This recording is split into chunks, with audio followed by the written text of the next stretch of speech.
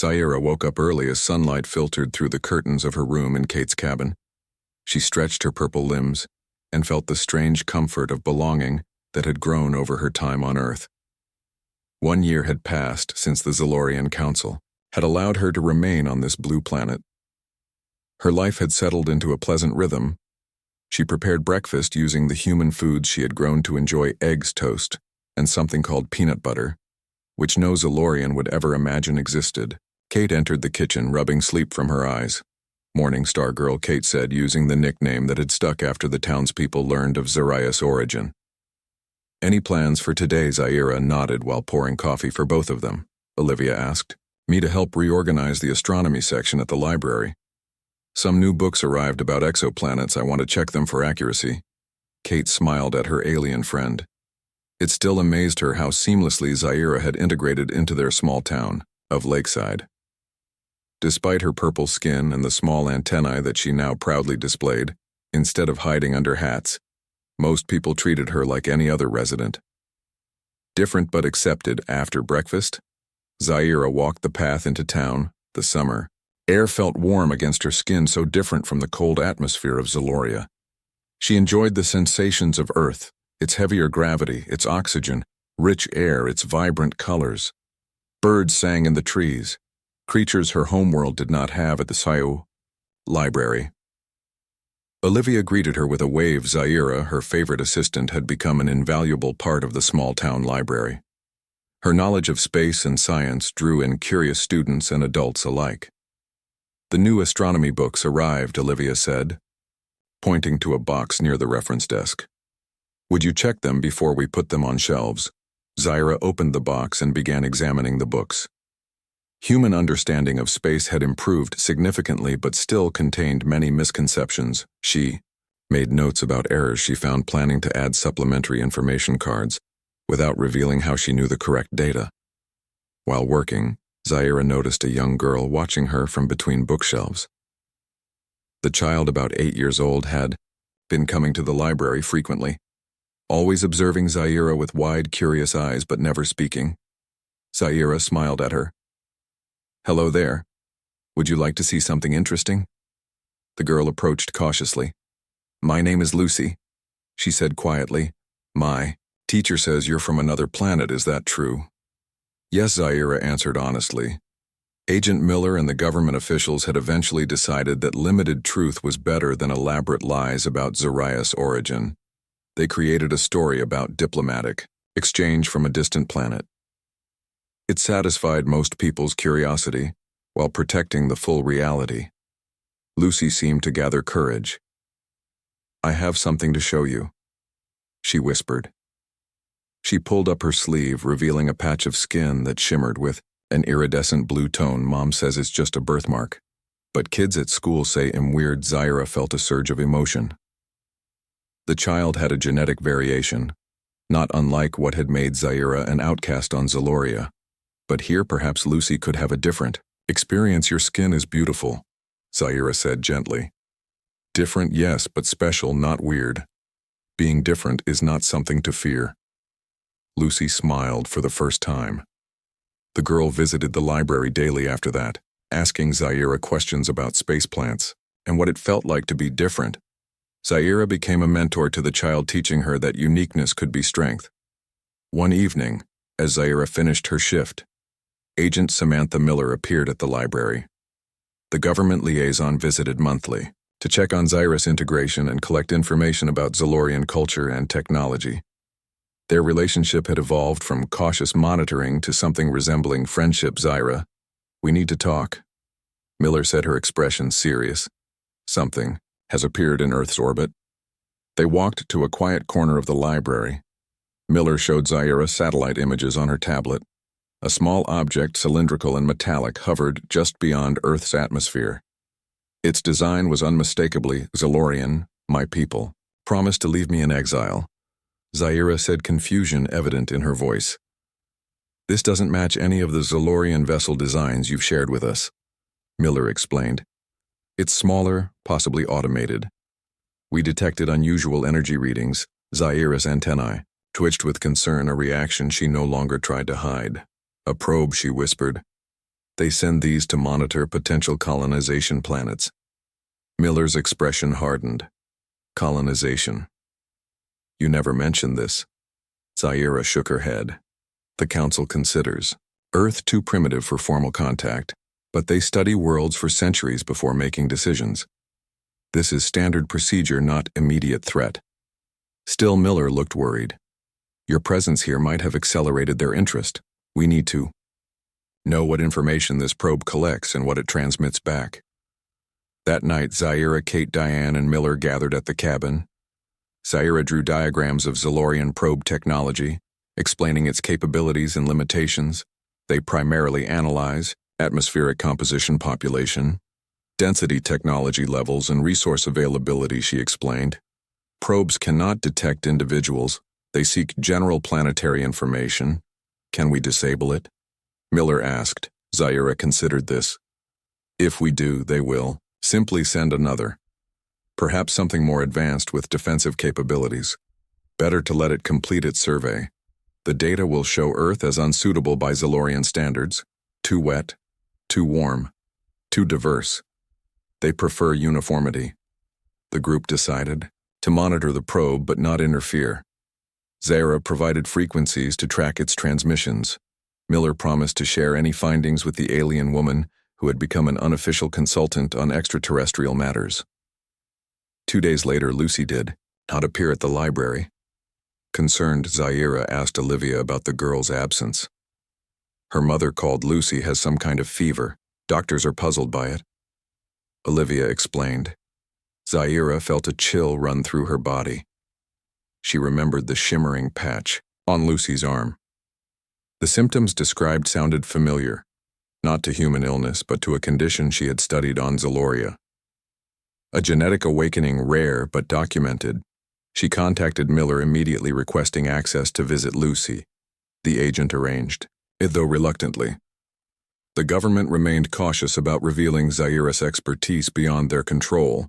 Lucy's home was modest but warm. Her mother Mary looked exhausted from worry when she answered the door. Miller explained that Zaira had medical knowledge that might help the desperate mother, allowed them inside. Lucy lay in bed, her skin flushed, her breathing shallow. The iridescent patch had spread, covering most of her arm, now glowing faintly. May I examine her? Zaira asked. Mary nodded. Zaira placed her purple hands gently on the girl's forehead, then examined the shimmering skin. She recognized the pattern molecular restructuring at the cellular level. Something in Lucy's DNA was changing, activating dormant genetic material. She cannot go to a human hospital, Zaira said firmly. They will not understand what is happening to her. What is happening? Miller demanded. Zaira looked at them with serious eyes.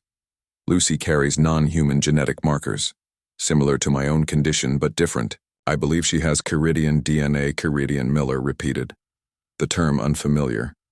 Another spacefaring species, Zaira explained. They visited Earth thousands of years ago, before my people discovered this solar system. They were explorers, scientists. They sometimes left genetic material behind. Lucy's mother gasped. Are you saying my daughter is part alien? Zaira nodded. It appears a small percentage, but enough that blue shimmer is a cellular adaptation. Her body is trying to activate those genes. The fever is part of the process. If treated incorrectly by human medicine, it could harm her. What can we do? Mary asked, tears in her eyes. I can help. Zaira said, I studied xenogenetics on Zaloria. I need specific plants, some available on Earth, others I can synthesize from my ship's medical supplies. Miller looked skeptical but nodded. This stays contained, she warned. Only those in this room can know. For 3 days, Zaira worked tirelessly creating a treatment for Lucy. She combined Earth herbs with compounds from her crashed ship's remaining supplies. Kate and Diane helped gathering materials, while Miller kept authorities from interfering. On the 4th day, Lucy opened her eyes. The fever had broken. The blue shimmer had stabilized, covering her right arm and shoulder in beautiful iridescent patterns like living tattoos. You saved me, the girl whispered when she saw Zaira. You saved yourself? Zaira replied. Your body is special, Lucy. Different in the most wonderful way. As Lucy recovered, Zaira began teaching her about her dual heritage, explaining what little she knew of Caridians, a species known for their artistic abilities and empathic nature. The girl absorbed the information with excitement, rather than fear. 1 month later, the Zalorian probe left Earth's orbit, presumably returning to Zaira's homeworld with its collected data. Miller reported that government scientists had monitored its transmissions. It sent basic planetary information, she told Zaira. Nothing about you specifically. Nothing about Lucy. Zaira nodded with relief. But she wondered if the probe's departure truly meant the end of Zalorian interest in Earth. Her people were patient planners, thinking in terms of centuries, not months. That evening, as summer turned to fall, Zaira sat on the porch of Kate's cabin, watching sunset colors paint the sky. She felt a strange sensation, a humming in her antennae that she hadn't experienced since leaving Zaloria. Something was changing either in her or in the world around her. She looked toward the stars becoming visible in the darkening sky, and wondered what else might be watching this small blue planet that had become her home, and what other surprises like Lucy might be. Winter settled over Lakeside, bringing snow that fascinated Zaira. Zaloria had no precipitation, only mist. She stood outside Kate's cabin, catching snowflakes on her purple skin, watching them melt against her warmth. Lucy stood beside her, the young girl now recovered from her genetic awakening. The blue patterns on her arm glowed softly against her pale skin. Tomorrow is Christmas Eve, Lucy said excitedly. Mom says you can come to our house for dinner. Zaira smiled at the child.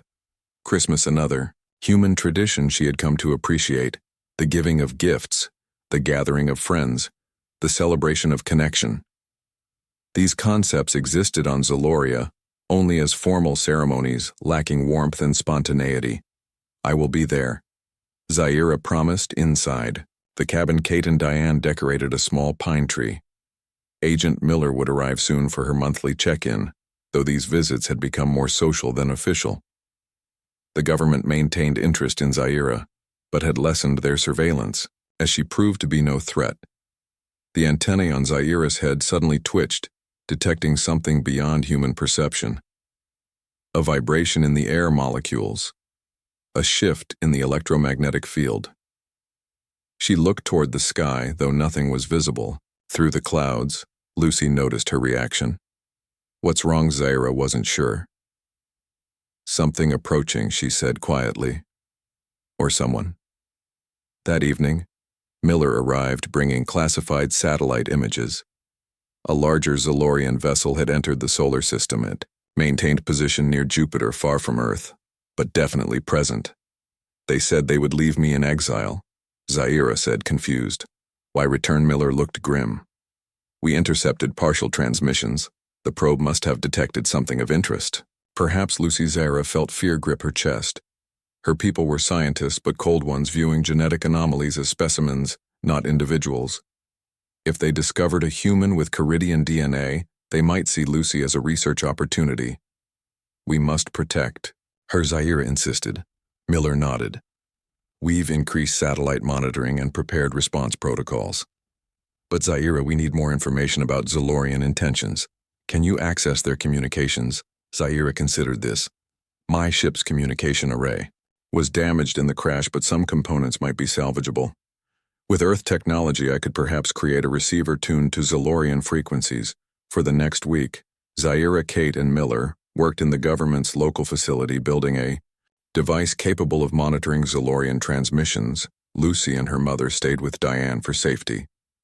Though no immediate threat seemed present, everyone felt the weight of possible discovery. On Christmas morning, the device activated Zalorian communication. Protocols streaming through its speakers. Zaira translated the formal structured language specimen ZED. 19 genetic anomaly escaped to primitive world probe data. Indicates presence of Caridian genetic material on planet. Scientific Council authorizes retrieval mission. Priority alpha research value exceeds non-interference protocols. Zaira's hands trembled. They were coming, not just for her but for Lucy, and potentially any other humans with non-human genetic markers. Miller contacted her superiors. Government officials gathered for emergency meetings.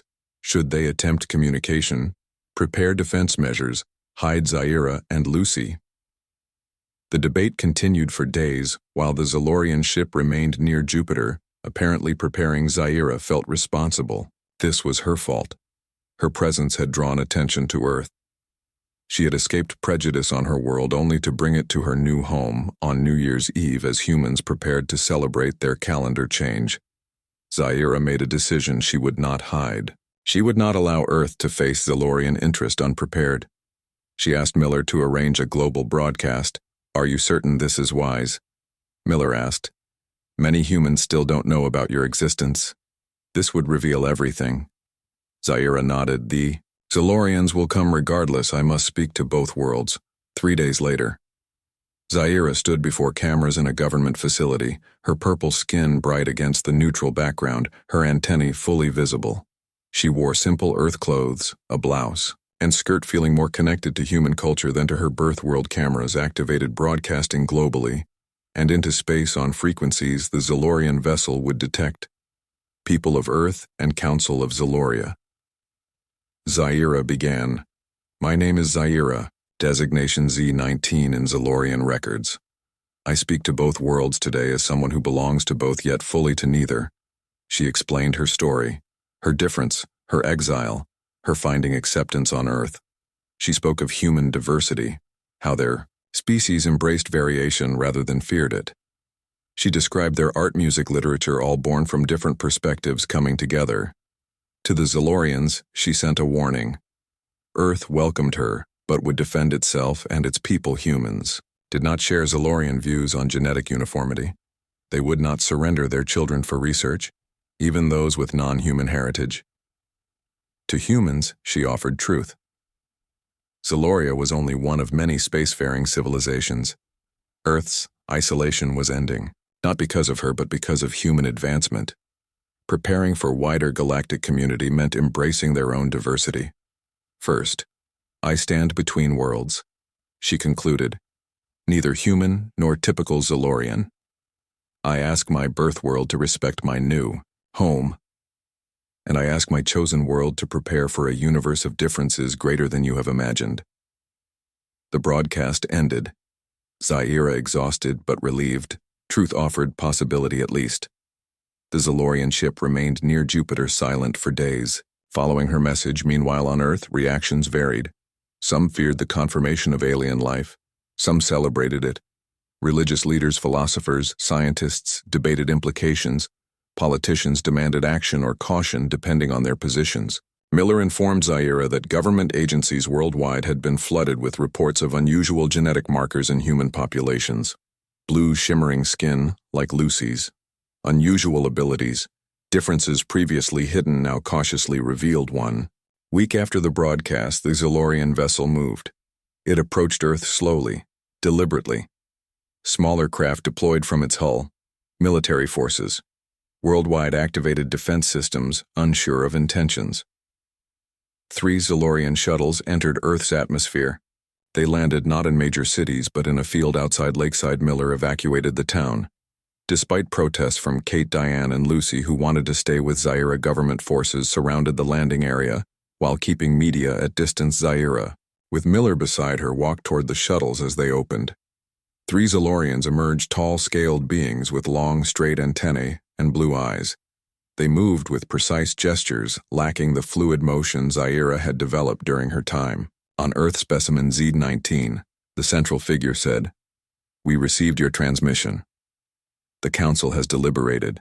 Zaira stood straight, her purple skin gleaming in the winter sunlight. "My name is Zaira," she corrected. "I am not a specimen."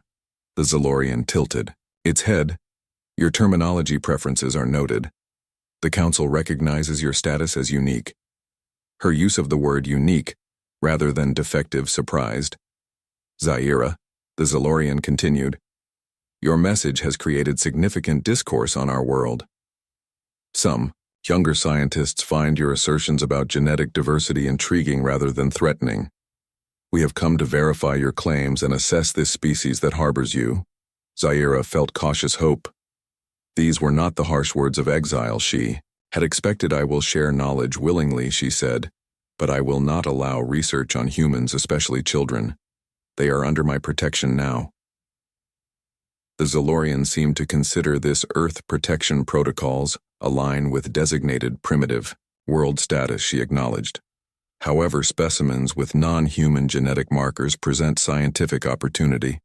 Zyra stood firmly. They are not specimens. They are people. Miller stepped forward, representing Earth authorities. We are prepared to establish diplomatic contact, she said, but experimentation on our citizens is not negotiable. The Zalorians conferred among themselves in rapid speech. Their language had shifted subtly since Zyra's exile, incorporating new terms and concepts. She recognized debate in their tones. Finally, the lead Zalorian turned back. The Council proposes compromise, limited scientific exchange, voluntary participation, no removal of subjects from Earth, observation only with human oversight, acceptable parameters.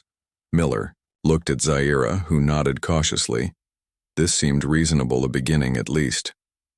For the next month, Zalorian scientists under strict supervision met with human volunteers who had come forward after Zyra's broadcast. People with unusual genetic markers, including Lucy and her mother, shared medical information, allowed non-invasive scans, participated in interviews. The Zalorians collected data, but with respect, previously unknown in their interactions with other species. Zyra served as intermediary, translating concepts beyond language, helping each side understand the other. The Zalorians struggled with human emotion, spontaneity, and individuality. The humans found Zalorian precision and collectivism equally foreign. During this exchange, Zyra noticed changes in her former people.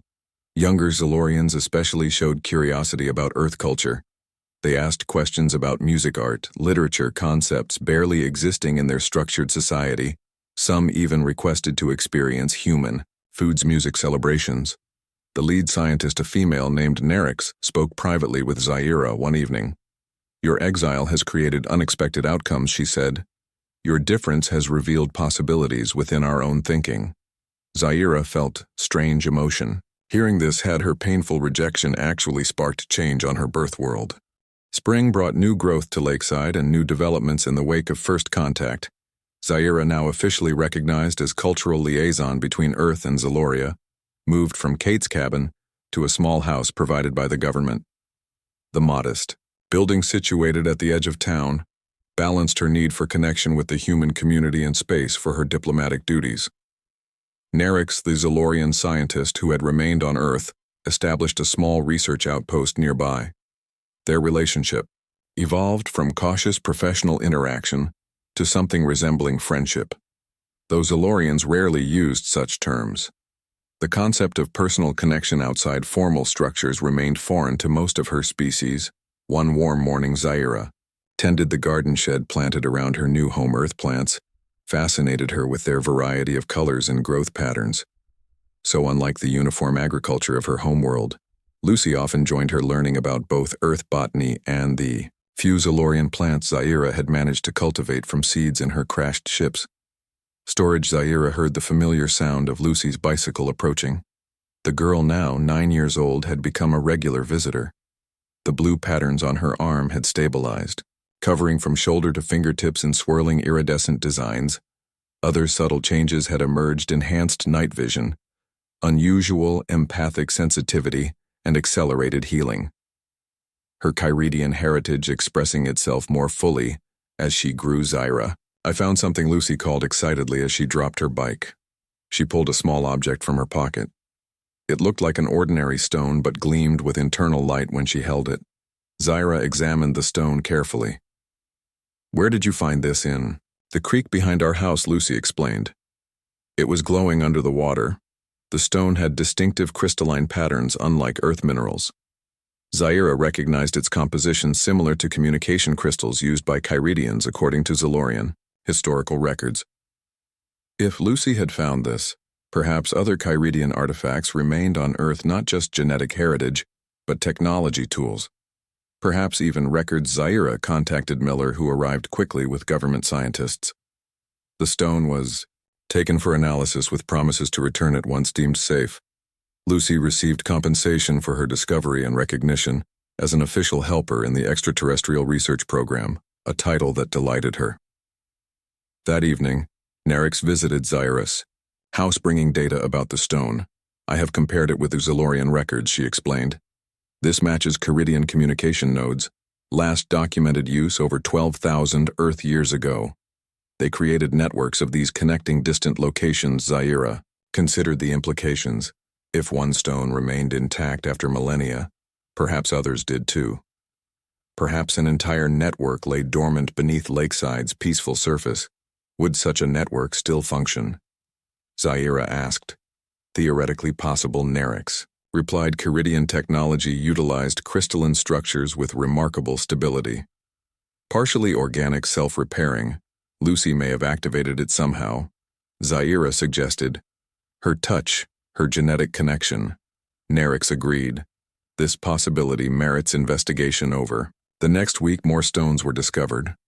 Some by Lucy, who seemed drawn to their locations as if following an invisible map. Others by government teams, using specialized equipment. The stones formed a pattern centered around a hillside outside. Town Miller authorized limited excavations. Zyra, Lucy, and Narix supervised, as workers carefully removed earth from the hillside. Soon, they uncovered an entrance, a doorway, fashioned from the same crystalline material as the stones sealed for thousands of years, yet somehow preserved. The government established a secure perimeter. Scientists, archaeologists, and military personnel arrived. Miller maintained local authority, keeping the operation small and controlled rather than allowing it to become an international spectacle. Lucy stood before the sealed doorway, her blue patterned arm glowing brighter than normal.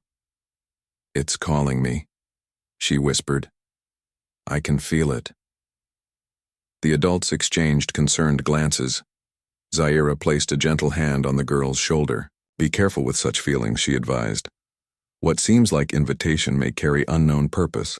After extensive scanning and testing, the team determined the structure was stable. No radiation, no toxic materials, no apparent defense systems. The door, however, remained sealed, impervious to tools and technology. Lucy approached the door before anyone could stop her. She pressed her blue patterned palm against its surface. The crystalline material responded, illuminating from within. Patterns matching. Those on her skin appeared on the door, flowing like water.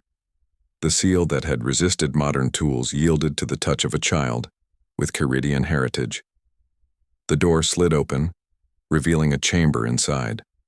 Lights activated, automatically illuminating. Walls covered in flowing script and images. Unlike the rigid geometric patterns of Zilorian writing, these formed organic curves and spirals.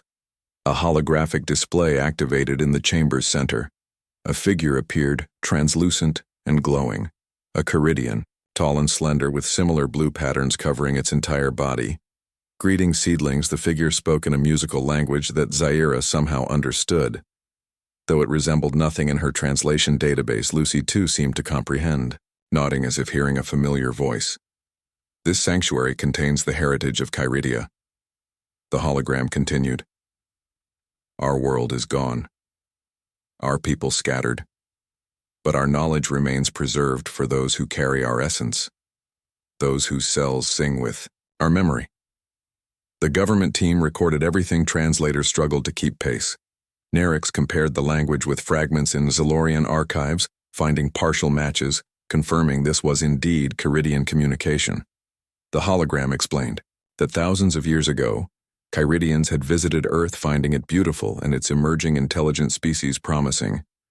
They established research outposts, observed early human development, and occasionally shared genetic material with willing participants, creating connections that might someday bridge their species. These shared genetics remained dormant for generations, only activating when evolutionary conditions proved favorable. According to the hologram, dozens, perhaps hundreds of humans worldwide might carry Kyridian heritage. Lucy was not alone. Her activation had triggered the sanctuary, responding to the presence of a genetic descendant. The chamber contained information, scientific, cultural, historical databases of Kyridian knowledge. The hologram offered this as heritage gift to those who carried their patterns and to the planet that had welcomed their essence. Over the following months, the sanctuary became a carefully controlled research site. Scientists from around the world examined its technology, translating its databases. Miller ensured that Lucy and her mother received recognition and protection from unwanted attention. The girl visited regularly the sanctuary, responding to her presence, activating new sections revealing more information. Zaira found herself in a unique position, understanding both human excitement and Zalorian caution. She helped interpret Kyridian information through the lens of her scientific training, while appreciating the emotional human response to discovering they had never been truly alone in the universe. Narek studied the Kyridian genetic science with particular interest. She shared her findings with Zaira one evening in the small laboratory established near the sanctuary. Their approach to genetics differs fundamentally from ours, she explained, where Zalorians seek uniformity, stability, consistency. Kyridians embraced adaptive change. They viewed genetics as conversation between species and environments, not fixed patterns to be preserved. Zaira considered how this philosophy mirrored her experience on Earth. Humans too embraced change, adapted, celebrated variation. Perhaps this explained why Kyridians had chosen early humans for connection, seeing kindred spirits in their adaptability. News of the sanctuary and its contents spread despite government efforts at containment. Other humans with unusual genetic markers came forward. Some displayed blue patterns like Lucy, others showed different signs, heightened senses, unusual abilities, distinctive features previously dismissed as mutations or medical anomalies. Tests confirmed many carried non-human genetic material, not all Kyridian. Some matched records of other spacefaring species. Earth had been visited more extensively than anyone had realized, each visitor leaving subtle traces in human DNA dormant until now. The Zalorian Council, watching these developments from afar, sent formal communications expressing concern. Genetic diversity, they warned, could lead to instability, chaos. Their historical records documented civilizations that had collapsed after embracing too much variation. Yet their warnings lacked their former certainty. Zaira's example, and the discovery of suppressed variation among their own people had shaken their confidence. Summer arrived, bringing heat and accelerated activity at the sanctuary. Lucy spent most days there learning Kyridian history and science, developing abilities connected to her heritage. A small community formed around the site. Humans with non-human genetic markers sharing experiences, supporting each other and understanding their differences. Zaira watched this community grow with mixed emotions. She recognized the joy of belonging. These people experienced finally understanding their differences, yet she worried about separation, division. Humans with non-human heritage forming groups distinct from mainstream society. She had found acceptance by integrating, not by separating. Autumn painted lakeside in reds and golds, leaves drifting from trees in lazy spirals. Zaira watched the transformation, fascinated by Earth's seasonal changes, so different from Zaloria's static climate. Inside her home, she reviewed reports from around the world. Similar sanctuaries had been discovered on every continent, each activated by humans with corresponding genetic markers, each containing unique knowledge. The Kyridian sanctuary near Lakeside remained the first and largest, becoming a center for research and gathering. Agent Miller, now promoted to director of the newly formed Interspecies Relations Bureau, maintained tight security while facilitating responsible study. Other governments established similar agencies, creating a loose, global network to manage the extraordinary transition Earth was experiencing. A knock at the door interrupted Zaira's reading. Narix entered carrying data tablets. The Zalorian scientist had changed subtly during her time on Earth, her movements less rigid, her communication style more adaptable. She had even begun experimenting with Earth clothing, wearing loose flowing garments over her traditional uniform. The Council has sent new directives, Narix announced. Her tone revealed concern. Zaira set aside her reports. What do they want? Narix placed a tablet on the table displaying Zalorian text. All research outposts are being expanded. Additional scientists and observers arriving within 30 days. The Council expresses concern about rapid cultural contamination resulting from sanctuary discoveries. They propose more direct oversight. Zaira felt tension rise inside her. The council never simply observed. Their oversight meant control direction, manipulation. She had hoped her people would approach Earth differently, respecting human autonomy. "Are you ordered to implement these directives?" she asked carefully. Nerix hesitated, a rare behavior for a Zalorian. "I am instructed to prepare for expanded operations," she answered. The implementation details allow interpretation. Zaira understood the subtle message. Nerix was creating space for resistance within compliance, a concept almost unheard of in Zalorian society. "We should inform Director Miller," Zaira suggested. "Earth authorities must be consulted before any expansion." Nerix nodded agreement. Transparent communication benefits ongoing relations. Their meeting with Miller took place that afternoon, in the secure facility near the sanctuary.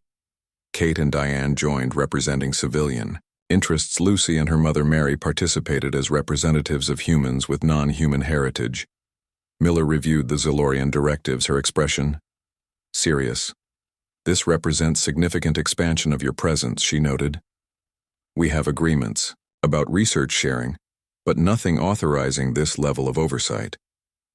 Nerix explained the Council's concerns: the discovery of multiple sanctuaries, the activation of dormant genetic traits, the rapid integration of alien technology, all represented unprecedented change. The Council feared humans might advance too quickly, accessing knowledge without proper context. Zaira recognized the familiar Zalorian pattern: control disguised as protection. They had used similar reasoning to justify her exile. Different became dangerous without oversight. Lucy, who had grown more confident in official meetings, spoke up. "The sanctuaries were left for us," she argued. "They activate for people with the right genetics, people like me. They were meant to be found, meant to be used." Mary placed a protective hand on her daughter's shoulder. "Lucy represents dozens of children worldwide with activated heritage traits," she added. "They deserve to understand their gifts, not fear them." Kate, who had become an advocate for integration rather than separation, added. "Each sanctuary contains knowledge freely given by visitors who saw potential in humanity, potential for connection, not control." Miller considered all perspectives. "The United States' position remains clear," she stated. "Earth welcomes scientific exchange but remains sovereign. Expanded research must occur within existing frameworks. Additional Zalorian personnel will be subject to the same oversight as current teams." Nerix accepted these terms with typical Zalorian pragmatism. "I will convey these parameters to the Council," she said. "However, they may interpret resistance as confirmation of their concerns." After the meeting, Zaira walked with Nerix along the path leading from the facility to the sanctuary. The trees around them blazed with autumn color, so different from the muted landscape of their birth world. "You have changed," Zaira observed. Nerix considered this statement with uncharacteristic introspection. "Accurate," she finally acknowledged. "Earth affects perceptions. Diversity demonstrates advantages, not merely risks. The Council fears what they cannot catalog, classify, control. Do you share their fears?" Zaira asked. Nerix stopped walking, looking directly at Zaira. "I have examined the Caridian data extensively. Their civilization thrived for millennia, embracing genetic adaptation, cultural exchange, technological sharing. Their decline resulted not from diversity, but from cosmic events beyond control. The Council's historical analysis contains significant errors. Such a statement from a Zalorian scientist bordered on heresy, questioning not just policy, but foundational beliefs. Zaira felt both pride in her friend's growth and concern for her safety. "The Council will not welcome such conclusions," she warned. Nerix resumed walking. "I am not alone in these observations.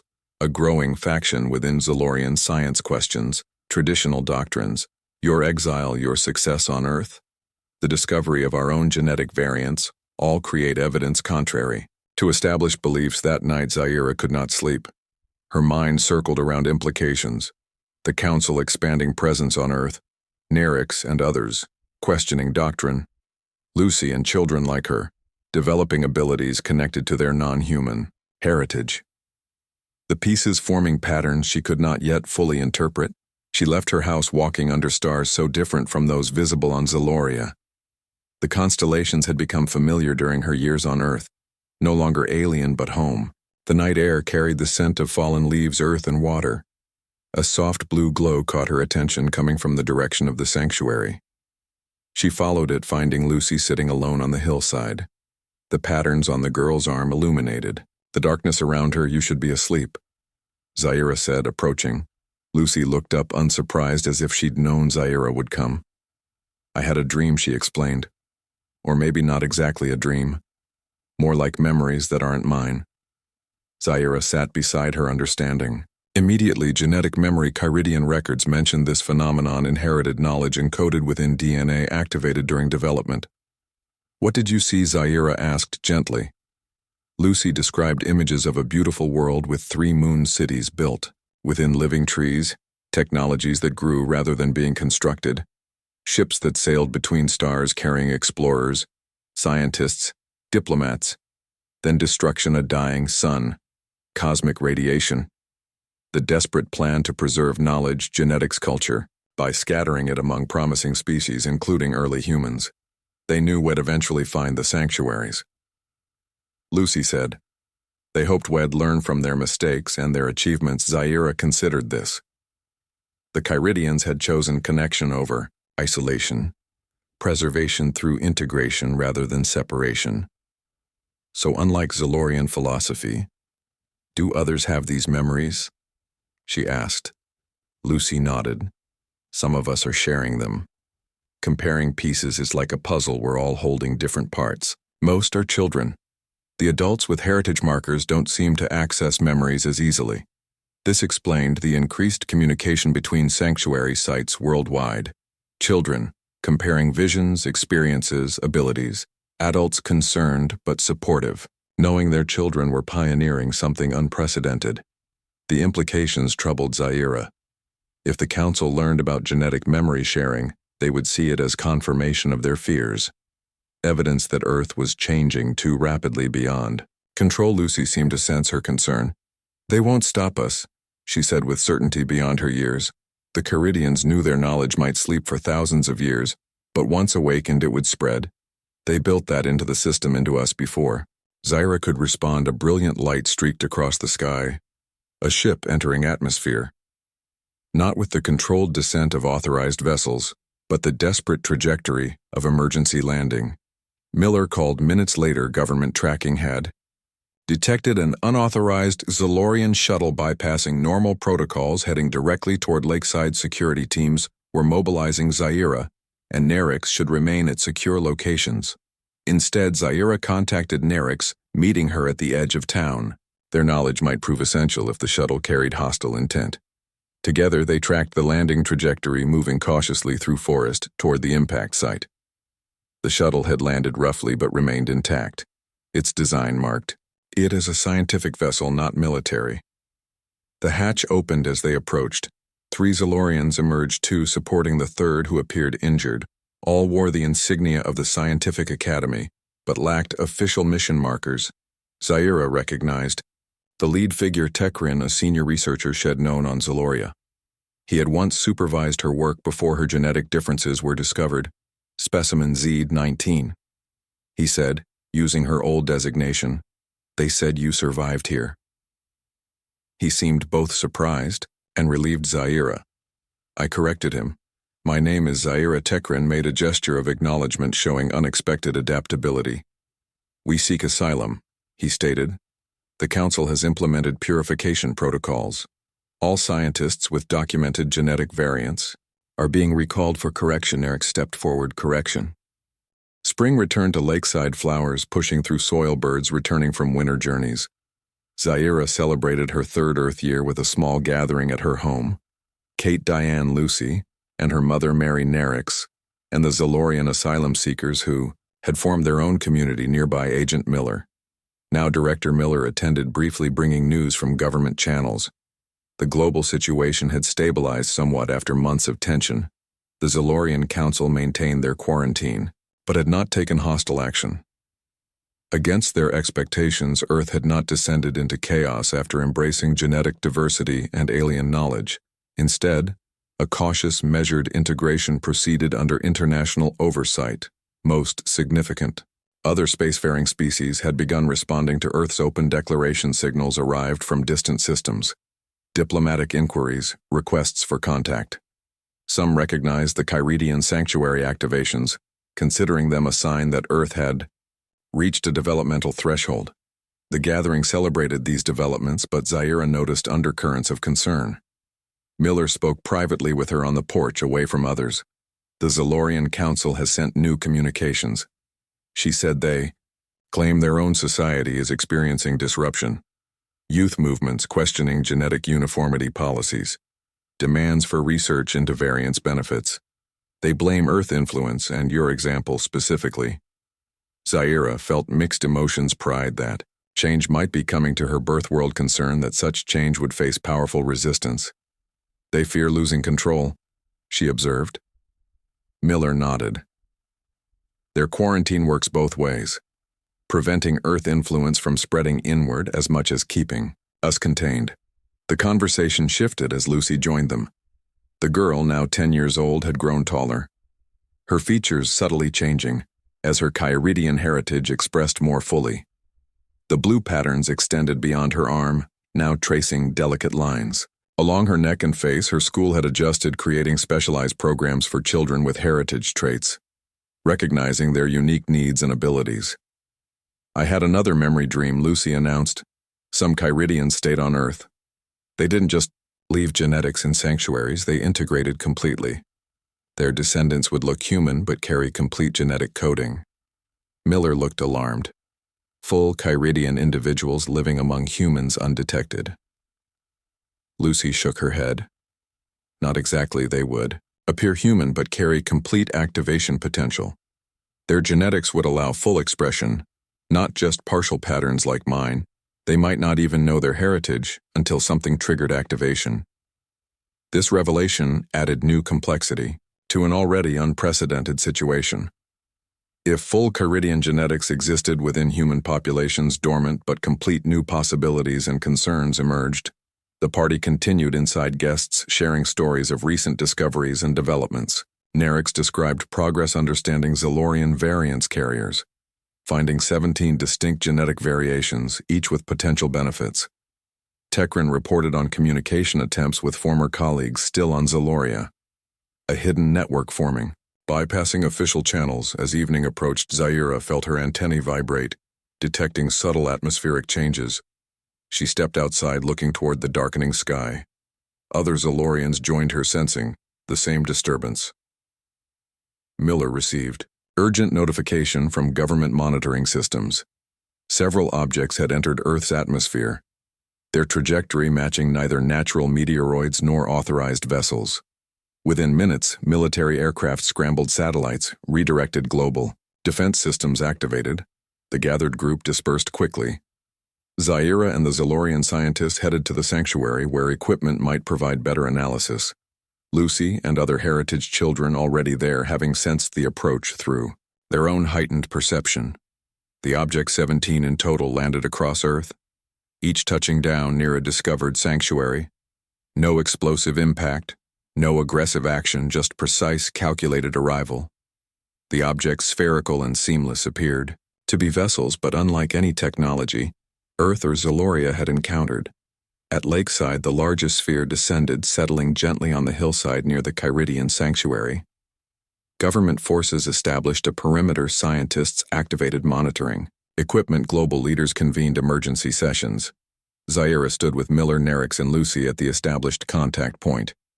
The sphere, approximately 50 meters diameter, gleamed with an iridescent surface that shifted colors like Lucy's genetic patterns.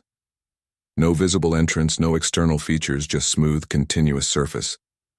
Lucy stepped forward before anyone could stop her, her patterns glowing brightly, resonating with the sphere's surface. "They recognize me," she said simply. The sphere responded. To her presence, a section liquefied, creating an opening. A figure emerged, tall and slender, with familiar blue patterns covering its entire body. A living Kyridian, not a hologram. The being surveyed the gathered humans and Zalorians. Its gaze lingered on Lucy, recognizing the genetic connection. Then, to everyone's surprise, it looked directly at Zaira Catalyst. It said in melodic speech that everyone somehow understood. You connected the patterns that had drifted apart. The Caridian introduced itself as Ellerin navigator and diplomat, representing not just their species, but a coalition of spacefaring civilizations. They had been monitoring Earth for centuries, watching its development, observing the dormant genetic heritage left by ancient visitors, awakening of the sanctuaries, the activation of heritage genetics, the discovery of Zalorian variants all created a unique convergence pattern. The coalition had debated whether Earth was ready for direct contact. The integration of differences, rather than their rejection, provided the answer. Inside the sphere, representatives from 12 species waited, each connected to humans through ancient genetic sharing, each recognizing Earth as potentially the 13th member of their alliance. An alliance based not on uniformity but on diversity, not on conquest but on connection. The revelations continued for days as diplomatic meetings expanded. Earth leaders met coalition representatives. Lucy and other heritage children served as natural interpreters, their genetic memories providing context for ancient relationships. Government scientists, including Miller, worked with Zalorian variance carriers, studying coalition technologies. Histories were shared. Cultural exchanges began, careful, measured, but proceeding with remarkable harmony. Zaira found herself in an unprecedented role. Having bridged Zalorian and human societies, she now helped facilitate understanding between Earth and the broader coalition. Her unique perspective valued by all parties. Her purple skin, once marking her for rejection, now symbolizing the beauty of difference. The Zalorian Council faced their greatest challenge. As news of the coalition contact spread through their controlled networks, young Zalorians, particularly those discovering their own variants, questioned traditional policies. The rigid social structure that had defined their civilization for millennia began showing fractures. Nerix received communication from a growing resistance movement on Zaloria. Scientists, educators, even some administrators had begun secretly preserving variance carriers rather than reporting them. Evidence from Earth and coalition species demonstrated that genetic diversity strengthened rather than weakened societies. The movement requested guidance support from those who had already chosen exile one evening, as coalition representatives met with Earth leaders in the newly established contact center built near the sanctuary. Zaira found Lucy sitting alone, watching stars appear in the twilight sky. The girl had become quieter recently, overwhelmed perhaps by the acceleration of events, by her central role as heritage interpreter, by the weight of genetic memories. Not her own. Are you well? Zaira asked, sitting beside her. Lucy considered the question with unusual seriousness. I keep remembering things I never experienced, she said. The Caridians knew this would happen, that their descendants would carry their memories, their knowledge, their regrets. Zaira waited, allowing Lucy to continue. They made mistakes, Zaira. The Caridians. They manipulated genetics on hundreds of worlds, not always with permission, not always with care. Some species were damaged by their interventions.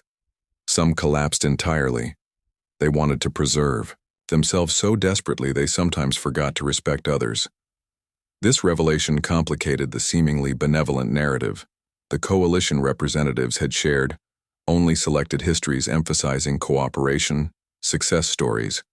The Caridian genetic memories apparently contained more complex truths. Ellerin, the Caridian diplomat, hasn't mentioned this. Zaira noted. Lucy looked toward the contact center where meetings continued.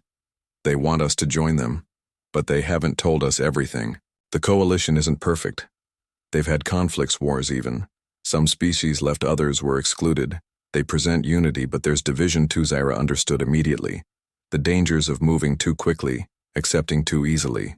The coalition, while preferable to Zalorian isolation, brought its own complexities, its own agendas, perhaps even its own forms of control. We must share this with Director Miller, she said. Lucy nodded. The other heritage children are seeing similar memories. We're comparing them, learning more every day. We want Earth to connect with the coalition, but with complete understanding, not blind trust.